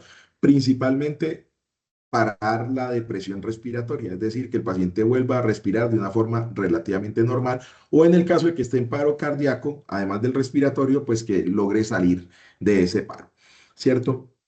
Normalmente se dejan con infusiones de 2 veces, de 2/3 partes, la dosis que le sirvió para que el paciente se revirtiera de su estado de intoxicación o para que el paciente despertara, ¿cierto? Listo, y este es como el algoritmo que nos proponen los norteamericanos sobre el manejo de intoxicación por opioides. Entonces nos dicen, mire, si el paciente responde, ¿cierto? Busque ayuda cercana, active los sistemas de respuesta de emergencias y dele naloxona e inicie o coloque un DEA si está disponible. La persona respira normalmente, no. Entonces verifique si la persona tiene pulso, lo verifica por 10 segundos, no tiene pulso, entonces le inicia su RCP normal, usa el DEA, considera la colocación de naloxona, que como les decía, tiene mucho más sentido para la parte respiratoria que para la cardíaca, pero también puede servir y continúe pues como el algoritmo de paro cardíaco normal básico, porque esto es en la calle. Si el paciente sí tiene pulso, entonces estamos hablando solo de un paro respiratorio, entonces de ventilación de soporte, abra la vía aérea, reposiciónela, colóquele una bolsa de válvula máscara o un dispositivo de ventilación y dele la naloxona, porque aquí sí tiene más indicación todavía. E incluso ellos proponen entonces un tercer escenario. El paciente no está en paro cardíaco, pero tampoco está en paro respiratorio, pero yo la encuentro con que está respirando normal, pero tiene consumo masivo de opioides, entonces yo puedo considerar prevenir el deterioro. Y para prevenir el deterioro, entonces estimulo al paciente, lo alerto, le abro la vía aérea, reposiciono la vía aérea, considero el uso de naloxona de forma preventiva y lo llevo al hospital. Eso es lo que hacen ellos y es por su epidemiología, como les decía. Aquí no tenemos pues como una intoxicación masiva por opioides, pero este es un escenario cada vez más común, sobre todo en el contexto de drogas de abuso en las que se pueden combinar muchas sustancias. No sé si ustedes saben que el Tusi que se consigue en Medellín realmente no es el verdadero Tusi. Los toxicólogos lo llaman mezcla Tusi porque cada quien lo hace de forma diferente y le coloca las sustancias que se les da la gana. Puede tener ketamina, quetiapina, opioides, anfetaminas, metanfetaminas. Entonces, es un escenario al que nos vamos a enfrentar cada vez más y hay que conocer qué se hace, digamos, en este escenario. Eh, como les decía, la indicación principal del antídoto es el paro respiratorio, ¿cierto? Y durante la RCP, las guías dicen que puede ser razonable administrar el antídoto siempre y cuando pues, el RCP sea de alta calidad y el hecho de colocar el antídoto no interrumpa esa calidad que uno pretende. ¿Cierto? Es como una recomendación con menos fuerza que en cuando hay depresión respiratoria. Otro escenario muy común de intoxicación son los betabloqueadores. Los betabloqueadores son medicamentos que usamos principalmente como antiarrítmicos y en segunda medida como antihipertensivos. Muchos pacientes usan betabloqueadores y el escenario de la intoxicación, básicamente, más que escenario de autoingesta que se puede presentar, es un escenario de intoxicación accidental. Personas que no se dan cuenta, se toman más de la dosis que le corresponde o muchas más o confunden las tabletas, generalmente personas ancianas que no tienen quien les dé los medicamentos y hacen intoxicación accidental por esto. También puede haber personas jóvenes que le roban los betabloqueadores al abuelo y se los toman como intento suicida, eso también puede pasar, pero digamos que es menos común. Esta intoxicación por betabloqueadores, porque son, digamos, un medicamento que lo que va a hacer es actuar sobre unos receptores que se llaman receptores beta a nivel cardíaco. En este caso son los receptores beta 2, pues lo que van a llevar es a depresión casi de la capacidad cardíaca en su totalidad, tanto en lo que se refiere a la contracción como en lo que se refiere a la fuerza, tanto a la fuerza de contracción como a la velocidad de contracción, como a la presión arterial. Entonces van a causar hipotensión, bradicardia, bloqueos eléctricos como bloqueo del nodo AB, y aquí muy importante, la intoxicación por betabloqueadores causa hipoglicemia. Esa hipoglicemia, ya le puedo mencionar, tiene que ver mucho con el efecto que también tiene sobre los receptores de insulina. Causa arritmias, bloqueo de canales de sodio, bloqueo de canales de potasio y también causa vasodilatación y eso empeora la bradicardia, empeora la hipotensión. Eh, entonces, los estudios que existen sobre esto vienen de pacientes con intoxicación grave, más que del escenario específico de paro cardíaco por intoxicación con betabloqueadores. Este es como un algoritmo de manejo. La verdad, no les voy a mencionar todo el algoritmo, pues porque implica muchas cosas, pero básicamente, tanto para esta intoxicación por betabloqueadores como para la intoxicación por calcio antagonistas, hay una cantidad de medicamentos que podemos usar. Dentro de esos medicamentos está el glucagón, están las sales de calcio, el cloruro, el gluconato, está la insulina a dosis altas, están las emulsiones lipídicas. Las emulsiones lipídicas son unas sustancias que lo que hacen es tratar de en sangre hacer como una trampa de lípidos y coger este medicamento y unirse a él y absorberlo y evitar que se distribuyan hacia digamos, hacia la circulación sistémica, los que aún no se han absorbido, ¿cierto? Mm, y hasta el azul de metileno. Pues hay como muchos medicamentos que se pueden usar en estas intoxicaciones.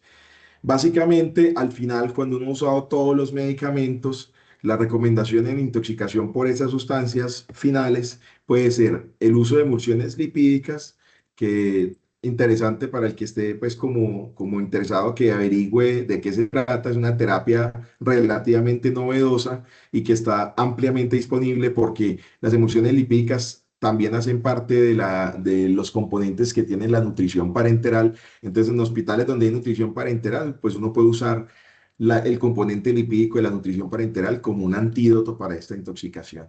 Y en estos casos se recomienda mucho al final, cuando ninguna medida ha servido, cuando están con un choque refractario, que pueden ser candidatos también a ECMO. Entonces uno en estas intoxicaciones y en la mayoría de intoxicaciones puede considerar también una reanimación muy prolongada.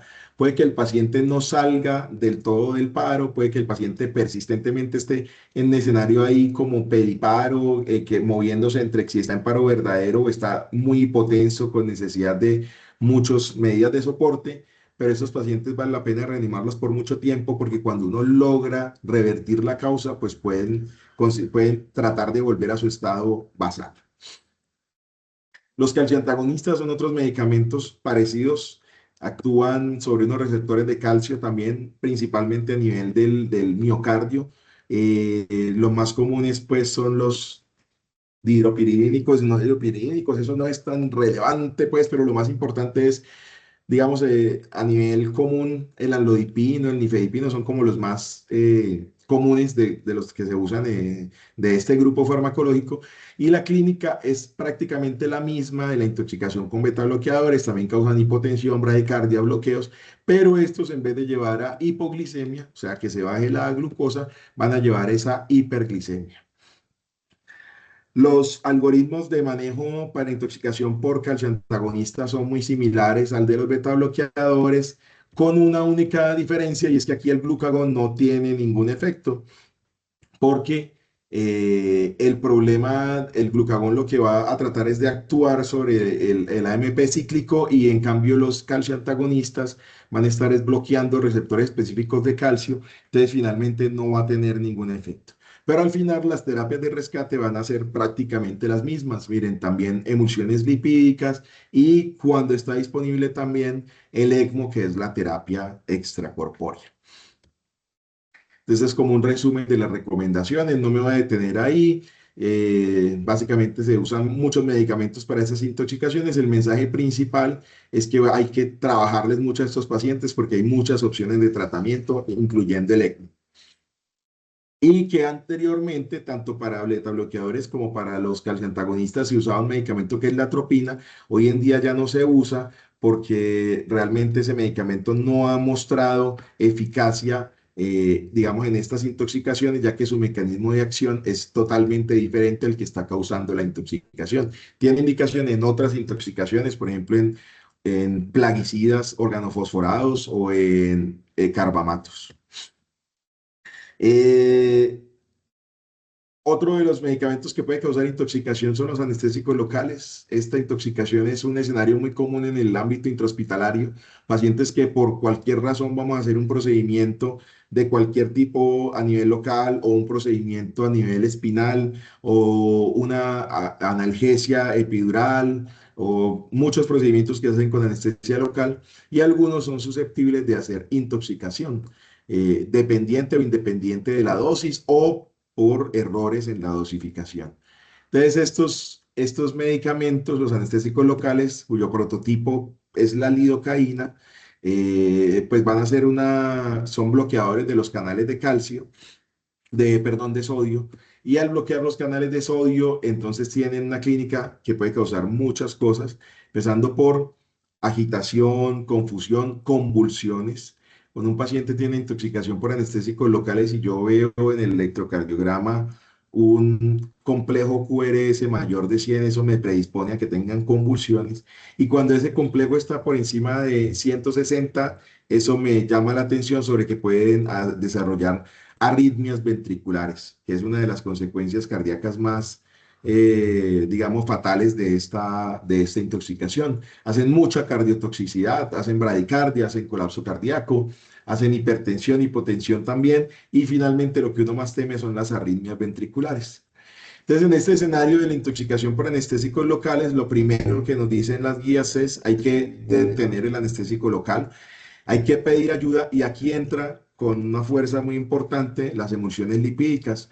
También en esta intoxicación, las emulsiones lipídicas, ya no al final del algoritmo, sino al principio, son la terapia que uno debería considerar prácticamente de entrada. ¿Pensando en qué? Pensando en que esos lípidos van a tratar de atrapar el anestésico libre que se encuentre por ahí en la circulación y evitar pues que se una a los tejidos y que haga su efecto sistémico.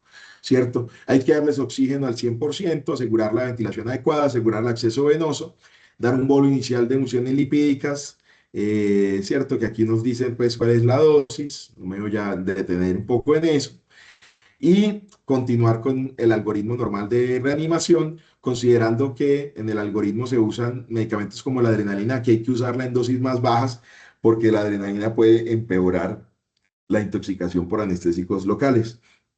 Si el paciente no retorna a la circulación espontánea tras estos manejos, uno puede considerar darle dosis repetidas de emulsión lipídica.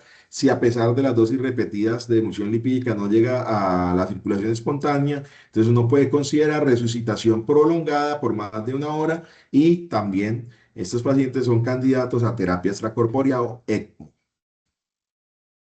Aquí está como el resumen de las indicaciones: emulsiones lipídicas, manejar las convulsiones con benzodiazepinas, usar bicarbonato de sodio porque eso sirve para alcalinizar el medio e impedir la unión a esos receptores de sodio, la adrenalina pero en dosis más bajas y finalmente considerar el ECMO.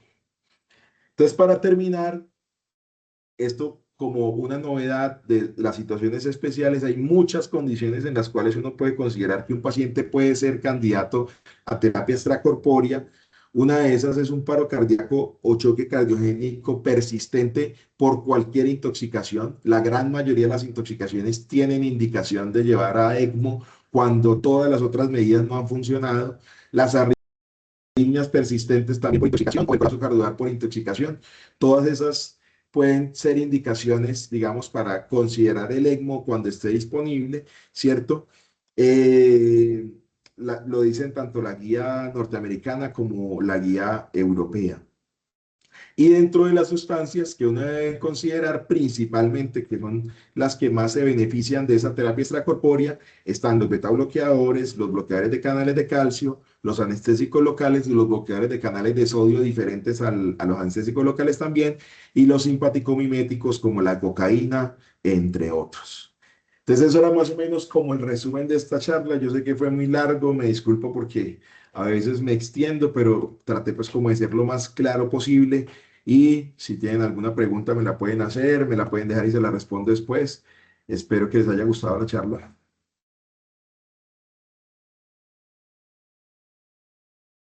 ¿Alguna pregunta?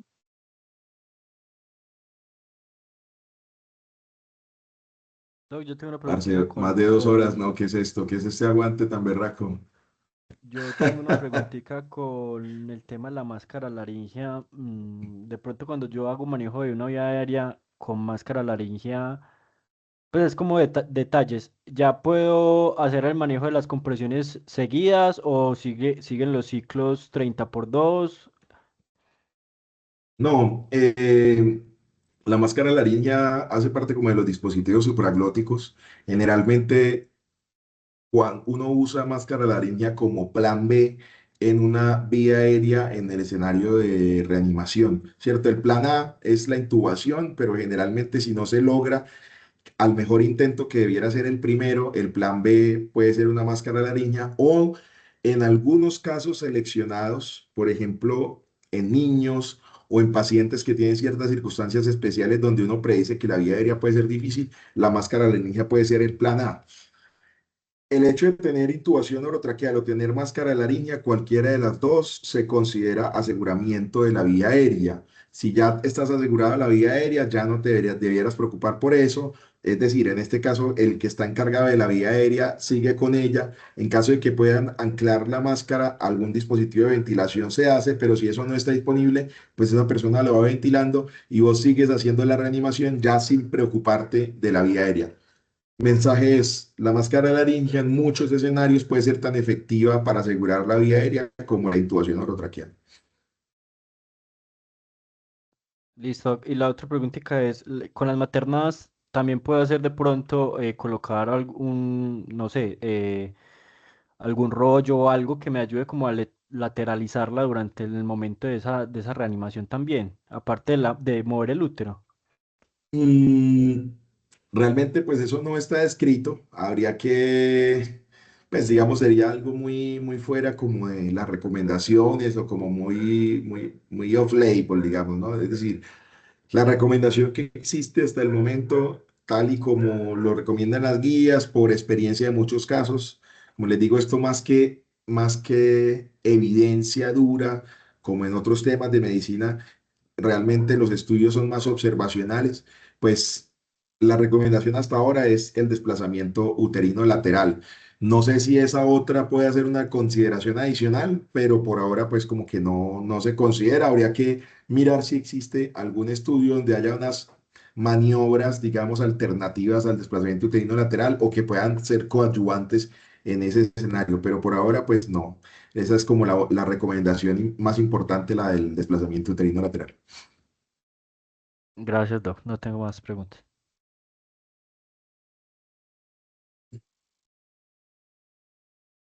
¿Alguna otra?